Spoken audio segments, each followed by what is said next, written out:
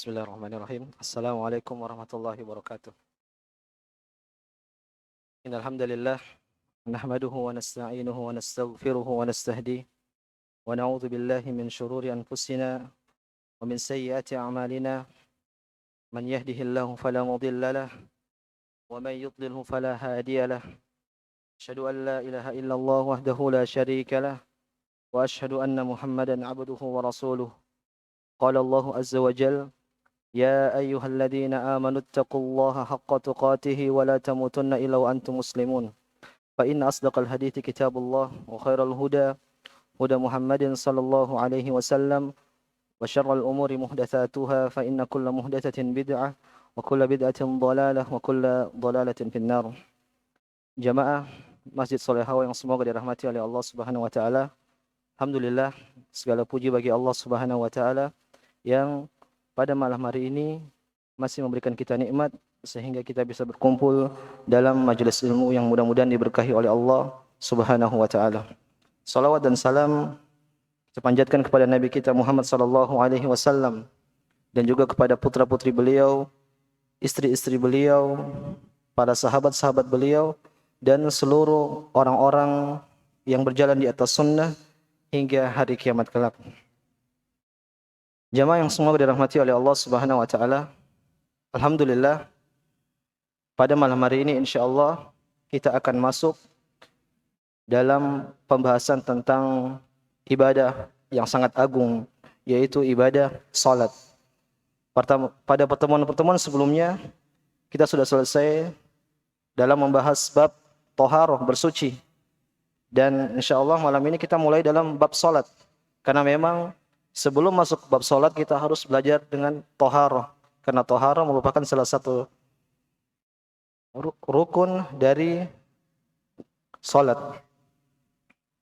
Jamaah yang dirahmati oleh Allah Subhanahu wa taala, salat merupakan suatu ibadah yang sangat agung. Di sini ana ingin membacakan suatu perkataan yang sangat indah.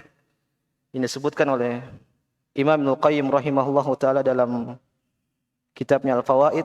Beliau mengatakan, lil abdi baina yadillahi mauqifan. Seorang hamba dia akan berada di hadapan Allah Subhanahu wa taala dalam dua momen atau dalam dua kondisi. Jadi manusia punya kesempatan berhadapan dengan Allah Subhanahu wa taala dalam dua momen. Yang pertama, kata beliau, mauqifun baina yadayhi fis shalah, yaitu ketika seorang hamba dia sedang sholat. Jadi seorang hamba ketika dia sedang sholat itu seakan-akan dia sedang berada di hadapan Allah Subhanahu wa taala. Ini momen pertama, kata Ibnu Qayyim rahimahullahu taala. Wa mauqifun baina yadayhi yauma liqa'ih. Dan momen yang kedua yaitu ketika para hamba berada di hari kiamat ketika bertemu dengan Allah Subhanahu wa taala. Ini momen yang kedua. Lihat perkataan Ibnu Qayyim rahimahullahu taala, "Faman qama bihaqqil mauqifil awwal hana 'alaihi fil mauqifil akhar." Barang siapa yang dia benar-benar menunaikan hak pada momen yang pertama, maka akan mudah baginya untuk pada momen yang kedua. Artinya ketika seseorang dia benar-benar menunaikan hak ketika salat, maka kelak di hari kiamat dia akan bertemu dengan Allah Subhanahu wa taala dengan keadaan yang mudah. Hana alai, maksudnya adalah dia akan berjumpa dengan Allah Subhanahu wa taala dengan mudah. Kemudian kata beliau, wa man istahana bi hadzal mauqif wa lam yuwaffihi haqqahu syaddada alaihi dzalikal mauqif. Sebaliknya, siapa yang menganggap remeh dan tidak menunaikan hak-haknya di momen yang pertama ketika bertemu dengan Allah Subhanahu wa taala, yaitu ketika salat, maka akan berat baginya ketika bertemu dengan Allah Subhanahu wa taala. Jadi ini perkataan yang sangat indah. Ibnu Qayyim menyimpulkan bahwasanya, anak ulang, momen manusia ada dua momen ketika bertemu dengan Allah Subhanahu wa taala, yaitu ketika salat dan pada ketika hari kiamat. Maka barang siapa yang menunaikan hak-haknya ketika momen pertama, yaitu ketika salat, maka dia akan mudah nanti di hari kiamat ketika bertemu dengan Allah Subhanahu wa taala. Sebaliknya, siapa yang tidak menunaikan hak-haknya di momen pertama, bahkan dia meremehkan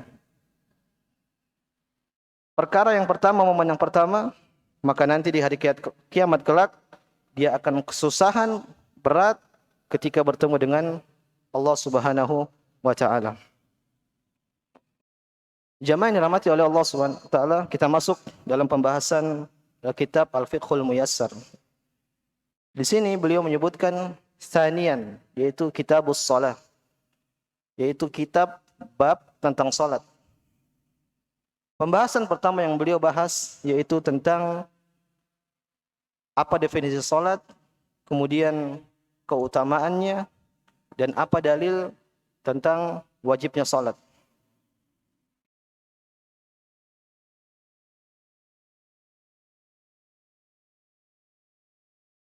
Pembahasan pertama yang kita bahas adalah definisi salat.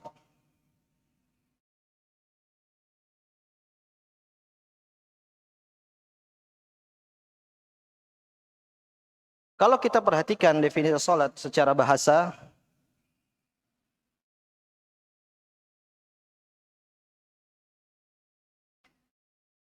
salat secara bahasa itu artinya, kalau secara bahasa dia maknanya adalah ad-du'a, artinya adalah doa. Adapun secara syar'i, maka kata beliau, ibadatun dzatu aqwalin wa af'alin makhsusatin muftatahatun bitakbir wa muhtatamatun bitaslim, yaitu suatu ibadah yang terdiri dari perkataan dan perbuatan yang khusus, yang mana dimulai dengan takbir dan diakhiri dengan taslim, yaitu salam.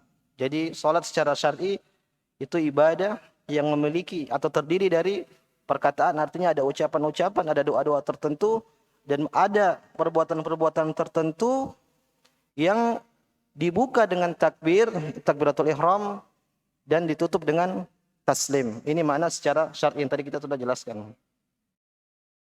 Sekarang Anda ingin singgung di sini.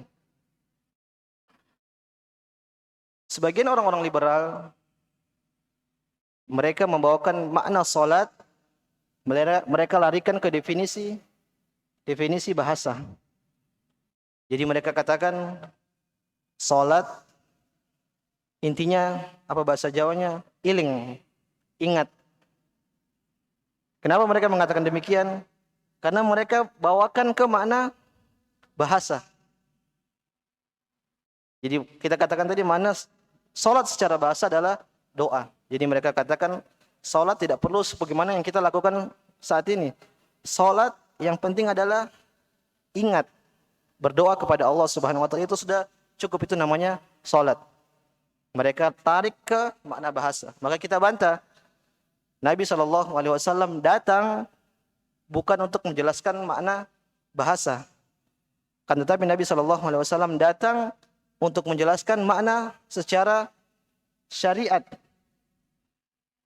Kalau Nabi menjelaskan tentang makna bahasa, tidak perlu mengutus Nabi. Karena orang-orang Arab pun tahu kalau namanya salat itu adalah doa. Tapi ketika Allah Subhanahu wa taala mengutus Nabi, maka ini yang dimaksud adalah salat secara istilah, secara syariat. Demikian contoh yang lain seperti misalnya berpuasa. As-saum. Secara bahasa saum maknanya adalah al-imsak, yaitu menahan. Adapun secara istilah yang dijelaskan oleh para ulama yaitu menahan diri dari pembatal-pembatal puasa sejak terbitnya matahari sampai terbenamnya matahari. Ini makna puasa secara syariat. Akan tetapi ternyata orang-orang liberal, mereka menarik makna puasa itu ke makna bahasa. Sehingga mereka mengatakan puasa itu menahan diri dari amarah. Tidak cukup, tidak usah berpuasa menahan makan, pembatal-pembatal puasa. Tapi mereka mengatakan puasa secara bahasa adalah imsak. Maka berarti kita puasa adalah menahan amarah. Nah, kita bantah lagi. Puasa di situ maknanya bukan dibawakan ke makna bahasa, akan tetapi dibawakan ke makna istilah, makna syar'i. Karena Nabi SAW diutus untuk menjelaskan tentang makna syariat, bukan makna bahasa. Banyak contoh-contoh demikian, seperti juga umrah. Mereka mengatakan umrah itu secara bahasa ziarah. Maka yang benar, ziarah guru-guru kita itu sudah cukup. Tidak perlu ke Mekah. Cukup ziarah kepada guru-guru kita, ini dinamakan umrah. Ini namanya perkataan yang batil. Wallahu ta'ala. Jadi Anas sengaja singgung karena memang sengketa antara Ahlussunnah wal Jamaah dan orang-orang liberal kebanyakan di masalah bahasa. Mereka ingin apa? Ingin memutar-mutar makna syariat ke makna bahasa. Jadi mereka bermain di mana-mana bahasa. Tapi gampangannya kita bantah. Rasulullah SAW datang bukan untuk mengajarkan makna bahasa, tapi mengajarkan makna istilah.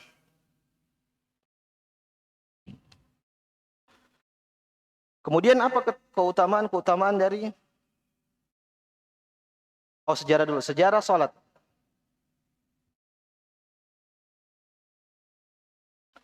Kalau kita perhatikan, salat ini bukan dari umat kita aja, bukan dari Nabi SAW. Akan tetapi salat juga telah dijalankan oleh para al-anbiya terdahulu. Salat telah dikerjakan oleh para anbiya sejak dahulu. Semisal Nabi Ibrahim alaihissalam dalam Al-Quran, Allah Subhanahu wa taala berfirman tentang doa Nabi Ibrahim, Rabbi ja'alni muqimas shalah wa min dzurriyyati rabbana taqabbal du'a. Rabbi ja'alni, ya Allah, jadikanlah diriku sebagai orang yang mendirikan salat. Jadi sini kita syahidnya Rabbi ja'alni muqimas shalah. Ya Allah, jadikanlah aku dan anak-anak cucuku sebagai orang yang mendirikan salat. Jadi Pak Nabi Ibrahim juga mereka mendirikan salat. Kemudian juga Nabi Musa alaihissalam ketika pertama kali berbincang dengan Allah Subhanahu wa taala, Allah Subhanahu wa taala berfirman, "Fastami' lima yuha. Innani anallahu la ilaha illa ana fa'budni wa aqimis salata li dzikri." Ternyata Allah Subhanahu wa taala memerintahkan Nabi Musa untuk salat, wa aqimis salata li dzikri. Ini Nabi Musa. Kemudian juga Nabi Daud. Demikian juga Nabi Zakaria. Dalam surat Al-Imran Allah Subhanahu wa taala berfirman, "Fanadathul malaikatu wa huwa qa'imun yusalli fil mihrab." Kemudian malaikat Jibril memanggil Zakaria sedang ia tengah berdiri melakukan salat. Jadi Nabi Zakaria juga salat. Kemudian Nabi Isa alaihissalam, di antara mukjizat Nabi Isa bisa ngomong ketika masih bayi. Dia mengatakan, "Inni Abdullah, atani al-kitaba wa ja'alani nabiyya wa ja'alani mubarakan aina ma kunt wa awsani bis salati waz zakati ma dumtu hayya." Di sini beliau mengatakan dalam firman Allah Subhanahu wa taala, "Wa awsani bis salati waz zakati ma dumtu hayya." Jadi Allah Subhanahu wa taala perintahkan juga Nabi Isa alaihissalam untuk menjalankan salat. Jadi kesimpulannya salat tidak terkhusus pada umat Nabi Muhammad SAW, tapi ternyata juga telah dikerjakan oleh para anbiya terdahulu. Lalu bagaimana cara mereka salat? Apakah tata caranya sama dengan salat kita? Wallahu taala alam. Para ulama tidak menjelaskan karena tidak ada dalil yang jelas bagaimana cara mereka salat. Ini tentang salat Nabi terdahulu. Sekarang salatnya umat Nabi Muhammad. Dijelaskan oleh para ulama bahwasanya ketika pertama kali salat, bukan salat 5 waktu, salat disyariatkan kepada Nabi Muhammad SAW, maka salatnya ini tidak diketahui bagaimana, berapa kali, dan bagaimana caranya. Tapi disebutkan oleh sebagian ulama seperti Ibnu Hajar rahimahullahu taala, beliau mengatakan salat dulu di awal-awal Nabi diutus, salatnya itu dua kali. Jadi salat di siang dan di malam hari. Wallahu taala alam. Setelah itu, ini fase pertama. Kemudian fase kedua, yaitu turun wajibnya salat malam. Jadi sebelum salat 5 waktu, diwajibkan dulu salat malam. Allah Subhanahu wa taala berfirman, "Ya ayyuhal muzammil qumil laila illa qalila nisfahu wa minqus minhu qalila." Jadi diperintahkan umat Islam untuk menjalankan salat malam. Ini fase kedua. Kemudian fase yang ketiga, setelah kurang lebih selama beberapa tahun, maka turunlah syariat salat 5 waktu. Fase yang ketiga. Ya, ini disyariatkan mendekati hijrah Nabi sallallahu alaihi wasallam. Jadi Nabi sallallahu alaihi wasallam dibawa Isra dan Mi'raj oleh malaikat Jibril. Ketika Mi'raj, maka disyariatkanlah salat 5 waktu. Akan tetapi salatnya tidak sebagaimana salatnya kita sekarang. Jadi awal salat dijelaskan oleh Aisyah, yaitu pertama 2 rakaat. Jadi salat duhur, asar, isya yang 4 rakaat semua 2, maghrib 3, subuh 2. Ini awal pertama kali salat disyariatkan. Kemudian menghadapnya adalah menghadap Baitul Maqdis. Yaitu. Kemudian setelah kurang lebih sekitar 16 bulan, barulah salat diterapkan sebagaimana yang saat ini. Mulai di 4, kemudian ada yang 2 salat subuh. Jadi dalam hadis, wa uqirrat fil hadar, wa uqirrat fil safar, wa zida fil hadar, atau kama qala Nabi sallallahu alaihi wasallam. Jadi asalnya kan 2, 3 lebih, maka setelah beberapa bulan, maka yang salat duhur jadi 4, salat asar jadi 4, dan salat isya jadi 4. Dan kemudian kiblat berpindah ke Makkah. Dan kiblat berpindah ke Makkah ini terjadi ketika Nabi SAW salat di masjid namanya Masjid Banu Sulaim. Jadi masjid di kota Madinah waktu itu ada 3. Banu Sulaim, Masjid Quba, sama Masjid Nabawi. Nah, ketika Nabi SAW salat, kalau tidak salah salat zuhur di Masjid Banu Sulaim, saat itu Nabi SAW sedang menjenguk orang, sedang sakit. Maka ketika di rakaat kedua turun firman Allah Subhanahu wa taala, "Fawalli wajhaka syatral Masjidil Haram." Maka hadapkanlah wajahmu ke ke Makkah. Maka pada rakaat kedua Nabi sallallahu alaihi wasallam kemudian membalikan kiblatnya ke Masjidil Haram atau ke Ka'bah. Wallahu ta'ala alam. Jadi ini sedikit ringkas tentang sejarah disyariatkannya salat. Adapun sekarang tentang keutamaan salat, maka kalau kita berbicara tentang keutamaan salat sangat banyak. Ana bacakan yang disebutkan oleh muallif di sini. Beliau mengatakan as-salatu min akadi arkanil Islam ba'da syahadatain. Salat itu yang pertama adalah dia rukun Islam paling agung setelah syahadatain. Bal hiya amudul Islam, kata beliau di sini, bahkan salat itu tiang agama. Benar, siang itu salat agama. Tapi perlu diperhatikan bahwasanya ada lafaz redaksi hadis yang palsu, yaitu dinamakan redaksinya as-salatu imaduddin. Salat itu tiang agama. Ini hadis palsu. Tidak boleh kita mengatakan Nabi SAW bersabda as-salatu imaduddin. Salat itu tiang agama. Tidak boleh kita pakai hadis ini. Tapi ada hadis yang sahih, yaitu Ra'sul amril Islam wa amuduhus salah. Kepalanya atau puncaknya segala perkara itu adalah Islam, wa amuduhus salah, dan tiangnya adalah salat. Tiangnya Islam adalah salat. Jadi benar bahwasanya tiang Islam itu adalah salat, tapi kita tidak boleh mengatakan pakai hadis yang tadi as-salatu imaduddin. Enggak usah dihafal juga, enggak usah. Itu hadis palsu. Yang benar Ra'sul amril Islam wa amuduhus salah. Jadi segala perkara itu, kepala segala perkara adalah agama Islam dan tiangnya adalah salat. Ini tentang keutamaan yang kedua. Kemudian beliau mengatakan waqad faradahallahu ala nabiyyi Muhammad sallallahu alaihi wasallam lailatul mi'raj fawqa sab'is samawat. Dan Allah Subhanahu wa taala mewajibkan salat kepada nabinya itu ketika malam Lailatul Mi'raj fawqa sab'is samawat, di langit yang ke 7. Ini menjelaskan bahwasanya salat disyariatkan secara langsung tanpa perantara dari Allah Subhanahu wa taala ke Nabi sallallahu alaihi wasallam. Maka kata beliau, wa dzalika dalilun ala ahammiyatiha fi hayatil muslim. Ini menunjukkan tentang sangat pentingnya salat dalam kehidupan seorang muslim karena disyariatkan langsung turun dari Allah Subhanahu wa taala tanpa perantara Jibril. Jadi kita sebutkan di sini bahwasanya salah satu keutamaan salat adalah dia disyariatkan secara langsung dari Allah kepada Nabi Muhammad sallallahu alaihi wasallam. Kemudian beliau mengatakan, waqad kana sallallahu alaihi wasallam idza hazabahu amrun fazagha ila shalah.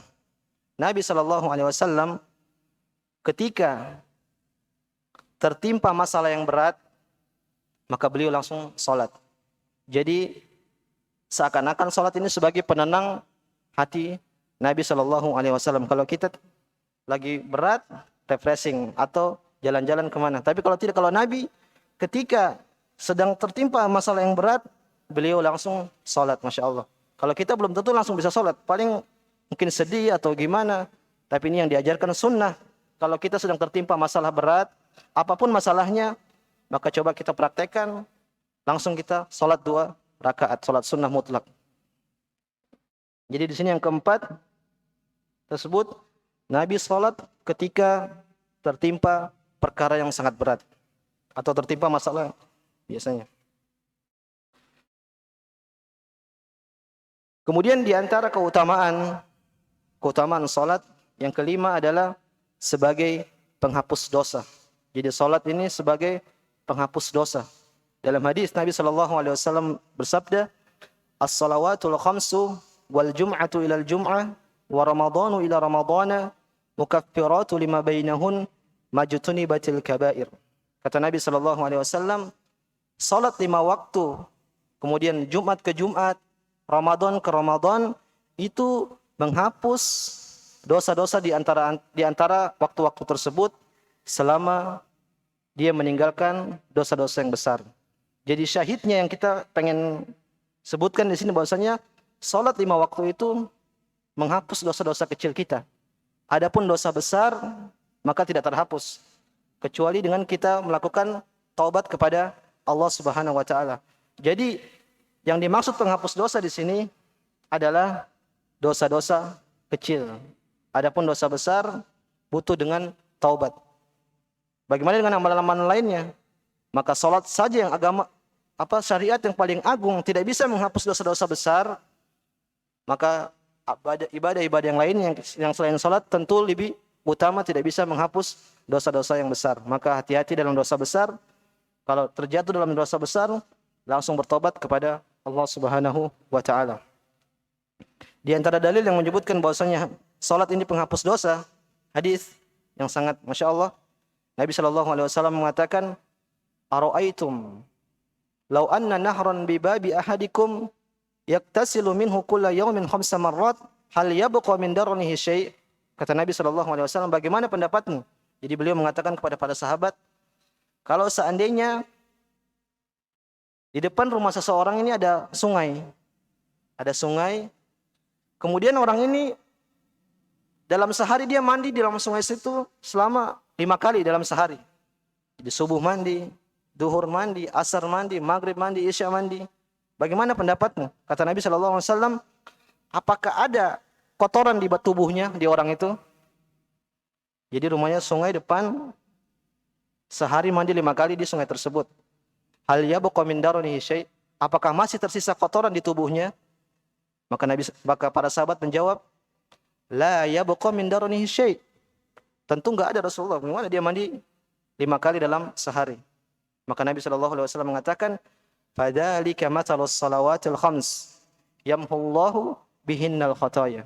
Maka demikian juga salat, ketika kita melakukan salat sebanyak 5 kali dalam sehari, maka salat-salat tersebut akan menghapus dosa-dosa kita. Sekali lagi ini adalah dosa-dosa kecil kita. Jadi Nabi SAW mengkiaskan dengan seseorang yang tiap hari mandi 5 kali. Mandinya bukan gini, tapi mandinya dijebur ke sungai. Ini tentu semuanya pasti menghilangkan kotoran-kotoran yang ada di tubuh kita. Nah demikian juga salat. Ketika salat, maka salat-salat tersebut akan menghapus dosa-dosa kaum muslimin. Wallahu ta'ala alam. Ini yang kelima. Kemudian yang keenam, yaitu salat sebagai cahaya dan penyelamat di hari kiamat.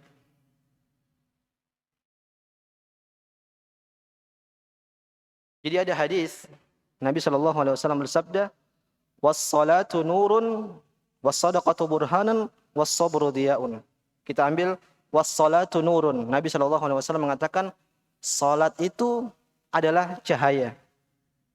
Salat itu adalah cahaya. Di sini para ulama khilaf, yang dimaksud dengan cahaya di sini apa? Cahaya apa saja? Tapi yang benar wallahu taala alam, ada 4 cahaya yang didapatkan oleh seseorang ketika salat. Yang pertama adalah cahaya di dunia. Sebagian ulama mengatakan di dunia orang yang sering salat maka wajahnya akan bersinar. Ada hadis palsu tapi demikian kata para ulama maknanya benar. Dan kita juga biasa saksikan kalau orang sering salat maka wajahnya ini cerah. Minimal kita senang melihat orang tersebut. Kemudian cahaya yang berikut yang di dunia yang didapatkan adalah sebagai orang yang sering salat adalah cahaya petunjuk.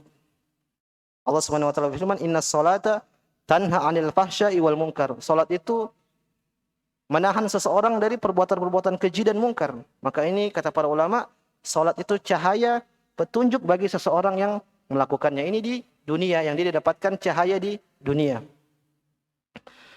Cahaya yang berikut yang didapatkan oleh seorang yang sedang salat yaitu di alam barzakh. Di alam barzakh yaitu kegelapan menyelimuti manusia, maka orang-orang yang sering salat, melakukan salat, maka mereka akan mendapatkan cahaya dari salatnya tersebut dan dari amalan saleh yang lainnya. Kemudian ini di dunia, alam barzakh. Kemudian yang ketiga itu di padang mahsyar. Seorang salat, dia akan mendapatkan cahaya di padang mahsyar. Dalam hadis Nabi SAW bersabda, "Inna ummati yud'auna yawmal qiyamah qurran muhajjalina min atharil wudu." Kata Nabi SAW, sesungguhnya umatku ini nanti di hari kiamat mereka akan dipanggil. Ketika dipanggil terlihat wajah-wajah yang berseri-seri di wajah-wajah mereka. Ada cahaya yang berseri-seri di wajah-wajah mereka. Ini menunjukkan bahwasanya nanti di hari kiamat orang-orang kaum muslimin yang salat maka wajah mereka bercahaya di padang mahsyar. Ini yang ketiga. Kemudian yang keempat, yaitu seorang muslim kelak dia akan mendapatkan cahaya di sirat. Ketika para manusia nanti akan menyeberang di sirat, siapa yang lolos dia masuk surga dan jatuh nanti masuk ke neraka. Dan orang melewat sirat beraneka ragam sesuai amalannya. Maka di antara fadilah ketika orang sedang salat, maka di sirat nanti dia akan mendapatkan cahaya. Jadi salatu nurun, salat adalah cahaya tadi, berarti ada 4 di dunia, yaitu berupa cahaya di wajahnya dan juga petunjuk. Kemudian yang kedua di alam barzakh, kemudian yang ketiga di padang mahsyar, kemudian yang keempat di atas sirat. Ini faedah yang ke-6 tentang keutamaan salat. Kemudian yang berikutnya yang ke-7, salat adalah amalan yang paling dicintai Allah Subhanahu wa taala. Jadi salat adalah amalan yang paling dicintai oleh Allah Subhanahu wa taala. Dalam hadis dari Abdullah bin Mas'ud radhiyallahu anhu, dia mengatakan, "Sa'altu Nabi sallallahu alaihi wasallam." Aku pernah bertanya kepada Nabi sallallahu alaihi wasallam, "Ayyul amali ahabbu ila Allah?" Amalan apa yang paling dicintai oleh Allah Subhanahu wa taala? Ini lihat, para sahabat semangat, mereka menanyakan yang terbaik, apa yang paling dicintai oleh Allah Subhanahu wa taala. Maka jawab Nabi sallallahu alaihi wasallam, "As-salatu ala waqtiha." Salat pada waktunya. Jadi kita salat di masjid berjamaah pada waktunya, tidak molor kita di rumah, enggak mau berjamaah, maka salat berjamaah itu adalah amalan yang paling dicintai oleh Allah Subhanahu wa taala. Ini faedah ke-7. Kemudian yang ke-8, tadi kita sudah singgung bahwasanya menjaga salat, seseorang yang menjaga salatnya berarti agamanya terjaga. Yaitu tadi cahaya petunjuk. Allah Subhanahu wa taala berfirman, "Innas salata tanha 'anil fahsya'i wal munkar. Dirikanlah salat karena sesungguhnya salat itu mencegah dari perbuatan-perbuatan keji dan mungkar. Artinya nanti salat itu akan menjadikan petunjuk bagi kita. Minimal seseorang yang sering salat 5 waktu, ketika hendak melakukan maksiat ada kegelisahan di hatinya. Sebentar lagi saya salat. Ada kegelisahan biasanya. Mau melakukan sesuatu ada kegelisahan. Maka orang yang salatnya benar-benar, insya Allah dia akan dijaga oleh Allah Subhanahu wa taala. Karena Allah Subhanahu wa taala yang berjanji, yang mengatakan, "Innas salata tanha 'anil fahsya'i wal munkar." Sesungguhnya salat akan mencegah seseorang dari perbuatan keji dan perbuatan mungkar. Kemudian keutamaan selanjutnya dari salat, yaitu salat merupakan kewajiban pertama yang dihisab oleh Allah Subhanahu wa taala. Jadi semua amalan kita ini banyak. Salat, sedekah, zakat, dan terus-terus.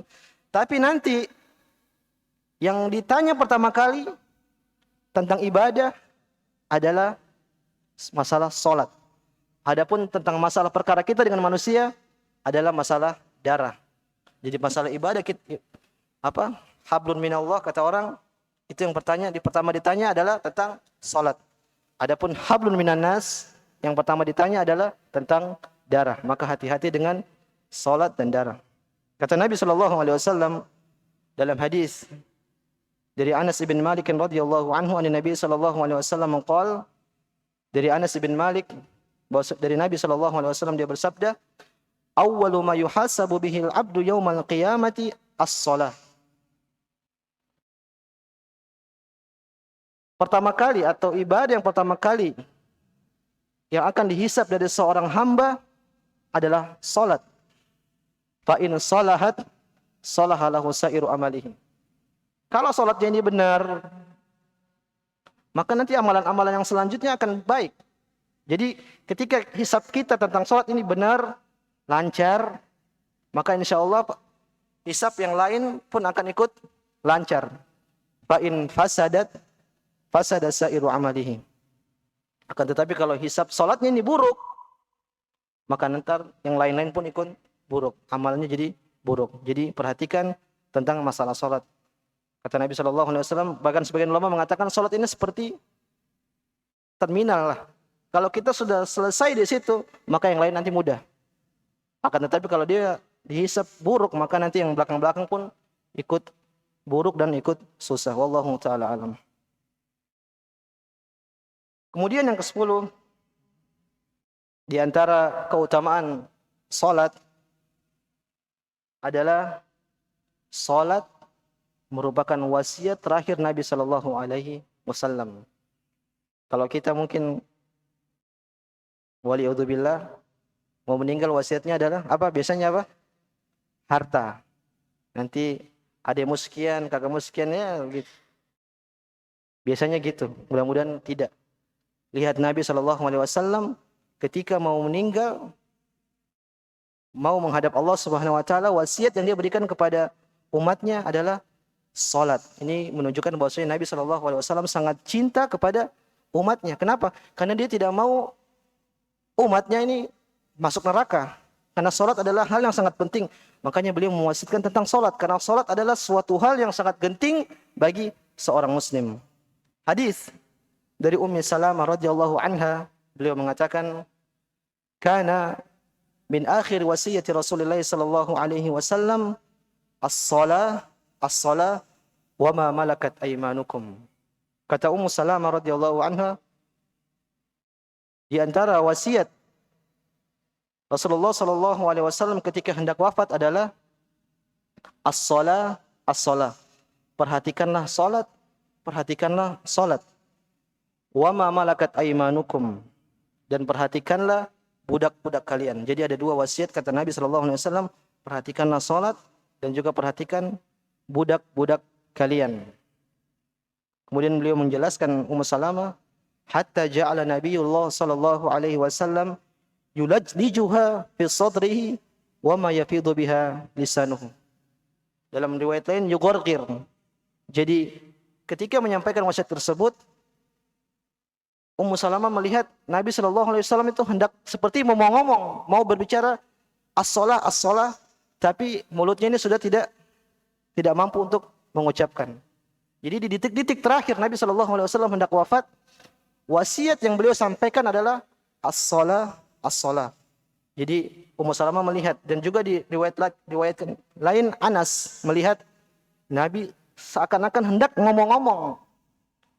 Penuh di dalam dadanya pengen ngomong as-salah, as-salah, tapi mulutnya sudah tidak mampu untuk mengucapkan hal tersebut. Allahumma sholli ala Muhammad. Ini keutamaan yang ke-10. Kemudian keutamaan selanjutnya yang 11, yaitu 5 salat. Anda tulis 5 salat sama dengan 50 pahala. 5 salat sama dengan 50 pahala. Maksudnya gimana? Ketika Nabi SAW diangkat Mi'raj, bertemu dengan Allah Subhanahu wa taala tentang disyariatkan salat, maka pertama kali Allah Subhanahu wa taala mensyariatkan salat itu sebanyak 50 kali. Maka ketika turun Nabi mengadu kepada Nabi Musa bilang jangan terlalu berat, minta keringanan, sampai akhirnya diberi keringanan adalah 5. Itu bayangkan kalau antum salat 50 waktu sehari. 5 aja keteteran, apalagi 50. Maka dengan rahmat Allah Subhanahu wa taala, Allah meringankan salat sampai 5 waktu. Nah, 5 waktu ini pahalanya sama dengan 50 yang awal tadi. Jadi awal pertama kan disyariatkan 50, diberi keringanan sampai 5. Tapi 5 ini berlaku pahalanya seperti 50 yang awal. Ditambah lagi kalau kita baca firman Allah Subhanahu wa taala, man ata bil hasanah falahu asyru amsalihha. Kata seseorang yang melakukan satu kebaikan maka akan dibalas dengan 10 kebaikan. Maka kalau kita kali-kalikan wallahu taala alam 50 kali 10. Jadi pahala salat sekian banyak kira-kira. Jadi sudah 5 kali tapi pahalanya 50. Kemudian 50-nya dikali dengan 10 tadi. Jadi karena satu kebaikan adalah 10 dikali 10 lipat 10 kali lipat. Jadi kira-kira sekitar 500 kebaikan. Maka salat adalah suatu ibadah yang sangat agung, maka jangan kita sia-siakan melakukan salat tersebut. Nanti kita lanjut. Wassallallahu ala nabiyina Muhammad wa ala alihi wa sahbihi ajma'in. Bismillahirrahmanirrahim. Alhamdulillahirabbil alamin. Wassalatu wassalamu latammanil akmalani ala al-mab'uutsi rahmatan lil alamin wa ala alihi wa sahbihi ajma'in. Lanjutkan sedikit. Jadi tadi kita sudah bahas tentang definisi salat, kemudian sedikit tentang sejarah salat, kemudian tentang keagungan, keutamaan salat. Kita berpindah sekarang ke tentang wajibnya salat. Bacakan, mu'allif di sini mengatakan wa fardiyatuha ma'lumatun bil kitabi was sunnati wal ijma'il ma'lum minad din bid darurah. Bahwasanya kewajiban salat 5 waktu itu didalilkan dengan kitab, ada di Al-Quran, kemudian di sunnah, kemudian juga ijma'. Bahkan ini suatu perkara ma'lum minad din bid darurah. Maksudnya orang Islam pun, yang baru masuk Islam pun tahu. Ma'lum minad din bid darurah. Jadi bukan perkara yang tersembunyi bagi seorang muslim. Jadi kuat ada dalil kitab, dari Al-Quran, sunnah dan ijma'. Di Al-Quran dalilnya Allah Subhanahu wa taala berfirman, wa aqimus shalah, dan dirikanlah salat. Wa fi ayati katsirah min kitabillah, dan ayat seperti ini, ayat wa aqimus shalah itu di dalam Al-Quran banyak, kata muallif. Kemudian Allah Subhanahu wa taala berfirman, qul li ibadiyalladzina amanu yuqimus shalah. Katakanlah kepada hamba-hambaku yang beriman, dirikanlah salat. Ini dalil bahwasanya tentang kewajiban salat di dalam Al-Qur'an. Wa minas sunnah, dan dari hadis, yaitu hadisul Mi'raj, tentang hadis peristiwa Isra dan Mi'raj. Kata Nabi SAW, hiya khamsun wa hiya khamsun. Yaitu dia salatnya 5, tapi dinilai dengan 50. Karena tadi kita singgung tadi sebelumnya bahwasanya syariat salat asalnya 50. Tapi diringankan oleh Allah Subhanahu wa taala menjadi 5. Akan tetapi 5 tersebut terhitung sebagai 50 yang sebelumnya tadi yang awal. Kemudian juga hadis yang lain fi sahihain, yaitu dalam Sahih Bukhari dan Sahih Muslim, qaulu sallallahu alaihi wasallam liman sa'alahu an syara'il Islam. Jadi dalam sebuah hadis ada seorang bertanya kepada Nabi sallallahu alaihi wasallam tentang syariat-syariat Islam. Maka ketika dia bertanya tentang tersebut, maka Nabi sallallahu alaihi wasallam menjawab, khamsu salawat bil yaum wal lailah. Salat 5 waktu sehari semalam. Di antara yang beliau jawab adalah salat 5 waktu sehari semalam. Kemudian orang tersebut bertanya, hal alayya ghairuhun? Apakah ada salat-salat selain ini ya Rasulullah yang wajib, maksudnya selain 5 waktu ini? Maka kata Allah Subhanahu wa taala, la illa an tatawwa'a. Enggak ada lagi yang wajib selain salat 5 waktu kecuali engkau lakukan salat-salat yang sunnah. Jadi ini dalil bahwasanya wajibnya tentang salat 5 waktu. Kemudian di sini beliau menegaskan, beliau mengatakan wa tajibus salatu 'alal muslimil balighil aqil. Salat itu wajib bagi seorang muslim yang telah balik dan dia berakal. Fala tajibu 'alal kafir. Salat tidak wajib bagi orang yang kafir. Walas shaghir, anak kecil juga tidak wajib. Walal majnun, begitu juga orang majnun, orang gila tidak wajib salat. Liqauli sallallahu alaihi wasallam, karena Nabi sallallahu alaihi wasallam bersabda, rufi'al qalamu an thalathah. Diangkatnya pena itu dalam 3 hal. Anin naimi hatta yastayqidha. Yaitu dari orang yang tidur sampai dia bangun. Wa anil majnun hatta yufiq. Dan untuk orang yang majnun, yang gila, sampai dia sadar. Wa anis shaghir hatta yablugh. Dan untuk anak kecil sampai dia balik. Maka orang gila, anak kecil tidak wajib bagi mereka untuk salat. Tapi beliau mengatakan, walakin yu'maru bihal auladu litamami 7 sinin. Akan tetapi anak-anak yang sudah mencapai umur 7 tahun, maka dia diperintahkan untuk salat. Kalau sudah genap 7 tahun, maka anak-anak diperintahkan untuk salat. Wa yutrabuna ala tarkihal li ashrin. Kalau sudah 10 tahun enggak mau salat, dipukul meskipun dia belum balik. Jadi anak-anak yang telah umur 7 tahun Nabi diperintahkan untuk salat, diajarin salat. Kalau enggak mau jandul dipukul. Sampai dia berumur 10 tahun, kalau enggak mau baru kita pukul. Tetapi pukul bukan pukul kasih sayang ya, bukan pukul menghukumi. Faman jahadaha aw tarakaha faqad kafara. Barang siapa yang enggak mau salat karena meyakini ini tidak wajib, aw tarakaha, bahkan atau karena dia meninggalkan salat secara keseluruhan, enggak mau salat belas. Kata mu'alif di sini beliau mengatakan faqad kafara. Maka orang seperti ini dia telah kafir. Yang pertama yaitu jahada, maksudnya orang yang dia tidak menganggap bahwasanya salat 5 waktu itu tidak wajib. Orang seperti ini dia dihukumi sebagai kafir.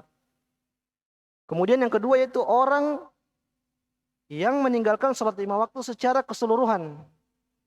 Ini sebagian ulama memang khilaf. Ada yang bilang tidak kafir, tapi ada yang bilang kafir.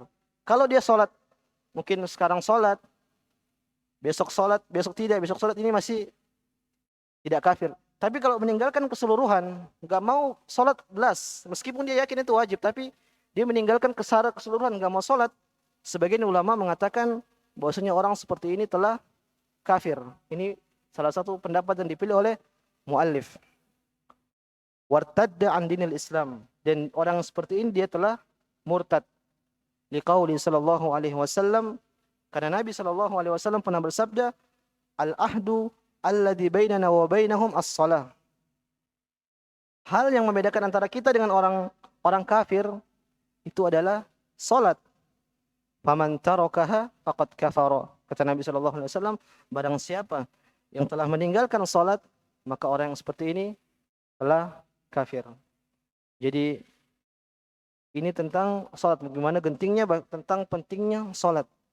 Sampai-sampai Nabi sallallahu alaihi wasallam mengatakan orang yang meninggalkan maka dia telah kafir. Makanya tadi anak katakan bahwasanya sebagian ulama mengatakan meskipun seseorang dia meyakini salat itu wajib, tapi faktanya secara realitas dia nggak mau salat, dia meninggalkan salat secara full. Ini bukan salat tapi nggak salat, tapi dia tinggal full nggak salat, maka orang seperti ini dihukumi oleh sebagian ulama bahwasanya orang seperti ini telah kafir dan telah murtad. Wallahu ta'ala alam. Mungkin sampai sini dulu. Insyaallah pertemuan depan kita akan membahas tentang adzan dan iqamah. Ini hal penting, ada beberapa hal yang ingin kita bahas meskipun memang kita jarang adzan dan iqamah, tapi ini penting untuk kita tahu bagaimana adab-adab seorang yang mendengar adzan, lalu bagaimana orang yang adzan. Insyaallah minggu depan kita akan bahas.